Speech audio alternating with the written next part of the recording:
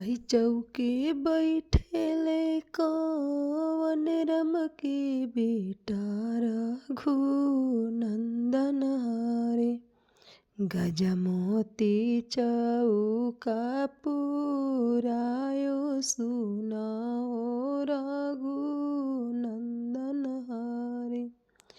गाई के गोबर अंगन लिपायो रघुनंदन हरे।